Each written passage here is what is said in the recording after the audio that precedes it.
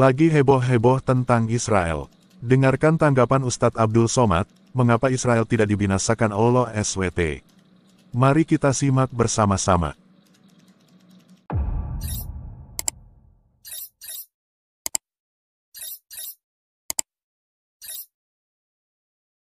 Israel, kenapa tidak dibinasakan Allah dia? Kenapa tidak dimatikan Allah? Menangis Syekh Abdul Karim Al-Maqdisi bercerita kepada Syekh Abdul Sattar. Syekh Abdul Sattar menceritakan itu berlinang air mata. Aku sekarang menceritakan itu kepada kalian dengan berlinang air mata. Kenapa tidak dibinasakan Allah SWT? Kaum Ad mati, hancur. Kaum Samud mati. Kaum Madian mati. Kenapa yang terlaknat ini masih hidup? Pertanyaan ini pernah kutanyakan kepada guruku di Al-Azhar, Syekh Muhammad Jibril. Syekh Muhammad Jibril, kenapa Allah tak binasakan Palestina? Kenapa Allah tak binasakan Israel di Palestina? Apa kata Syekh Muhammad Jibril?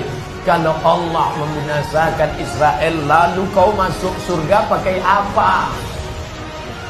Allah biarkan mereka hidup supaya kau berjihad di jalan Allah. Belajar engkau serius sampai doktor, sampai profesor. Lalu dengan uangmu, dengan hartamu, dengan ilmumu, kau akan menolong saudaramu. Sebelum lanjut, bagi Anda yang baru pertama kali melihat channel Al-Murid, silahkan subscribe untuk mendapatkan notifikasi video-video Al-Murid terbaru. Terima kasih. Menanggapi Ustadz Somad, katanya kalau Allah SWT membinasakan Israel lalu Muslim masuk surga pakai apa? Terdapat perbedaan besar dengan kekristenan terletak pada pandangan keselamatan. Dalam iman Kristen, keselamatan diberikan melalui iman kepada Yesus Kristus, bukan melalui perang atau usaha fisik lainnya. Injil mengajarkan bahwa keselamatan adalah kasih karunia Allah yang diterima melalui iman, bukan hasil dari perjuangan fisik atau pertentangan dengan bangsa tertentu. Bagi kekristenan, keselamatan bukan tentang tindakan atau lawan tertentu, tetapi tentang penerimaan dan pengakuan akan karya penyelamatan Yesus Kristus di kayu salib. Semua orang, terlepas dari latar belakang atau kebangsaan, dipanggil untuk berpartisipasi dalam keselamatan ini melalui iman dan pertobatan, bukan melalui jihad dalam pengertian fisik. Jadi konsep keselamatan dalam Islam dan Kristen terlihat sangat jelas. Kekristenan tidak diajarkan untuk masuk surga perlu berjihad atau berperang atau melakukan tindakan apapun. Sebab keselamatan hanya anugerah ketika seorang percaya bahwa Yesus Kristus adalah Tuhan dan Juru Selamat. Mengenai Israel, kita perlu mendengarkan dan memikirkan secara objektif pernyataan wanita Muslim ini. Bismillahirrahmanirrahim.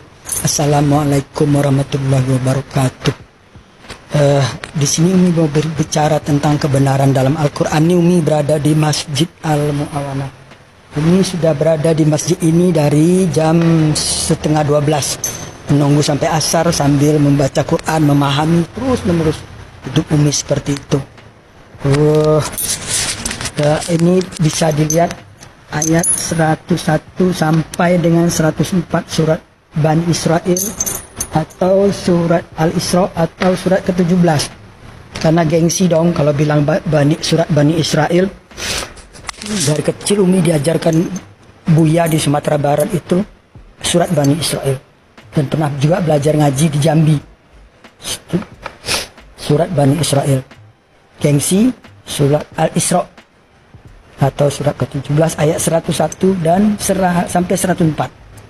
Di situ Allah memerintahkan Musa atau Moses untuk membawa Bani Israel menyeberang dari Mesir.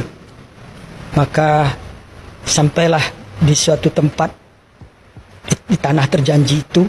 Di situ Allah berfirman di ayat 104-nya. Allah berkata bahwa disinilah negerimu, disinilah kamu tinggal sampai kamu dibangkitkan nanti kembali di tempat yang berbeda-beda.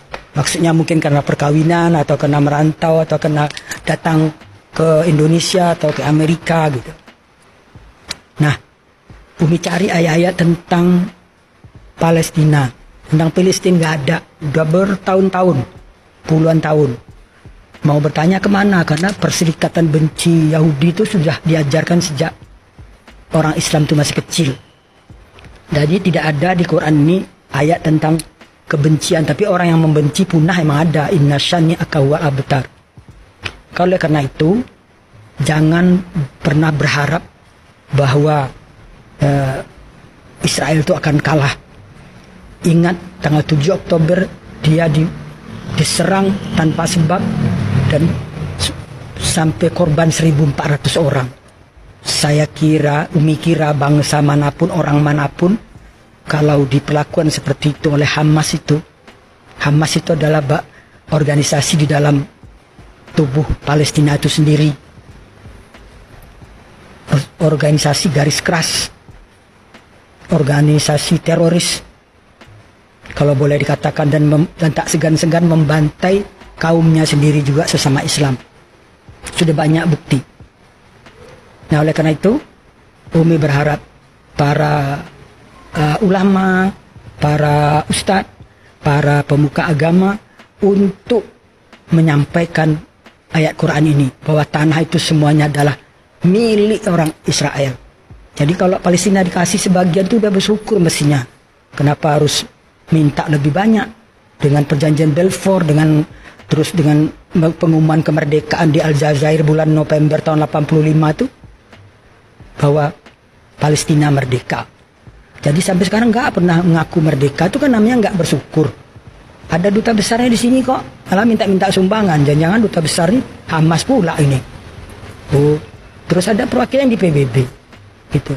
Jadi karena itu, tolonglah para ulama, para pemuka agama, para agama Islam maksudnya, ustadz dan bahkan menteri agama sendiri. Kan Anda itu sebagai ketua Banser itu maksudnya Jokowi nempatkan itu kan biar agak bagak lah, kata orang Padang tuh. Katakan yang benar gitu loh. Namanya juga Banser. Gitu loh, bahwa lihat ayat 101 sampai 104 itulah. Tanah itu, tanah Yerusalem itu sampai keseluruhannya milik Israel kok. Tapi karena dikeroyok dunia, entah apa itu penyakit keroyok itu. Tapi Umi juga tahu penyebabnya itu, sebenarnya nanti di lain kesempatan Umi akan bicara. Penyebab kebencian itu apa? Sampai semua ikut membenci, demo di sana sini membenci. Semoga Allah memberi kemenangan kepada kebenaran, itu janji Allah. Dan Allah berjanji pasti tidak akan mengusir orang-orang Israel atau Yahudi itu dari negerinya. Demikianlah, semoga mari kita sebarkan perdamaian, kasih sayang dan cinta untuk seluruh umat manusia, sebagaimana Allah dengungkan di dalam Al-Quran. Innallaha bin-nasi laraufur rahim. Allah sangat kasih sayang dan cinta pada seluruh umat manusia. Ingat itu. 2 kali disebut Allah di Quran. Demikian, semoga dapat dipahami dan Umi tidak ada maksud apa-apa. Maksudnya cuma lillahi ta'ala, demi Allah menyampaikan kebenaran. Karena kebenaran itu memang pahit. Semoga bisa diterima. Barakallah. Assalamualaikum warahmatullahi wabarakatuh. Memang sangat mungkin orang membenci Israel jika guru di mana dia belajar juga membenci Israel. Dalam kekristenan sendiri, tidak ada perintah atau mandat yang secara tegas mendukung atau menentang suatu bangsa. Kekristenan lebih menekankan pada sikap kasih dan keadilan untuk semua umat manusia.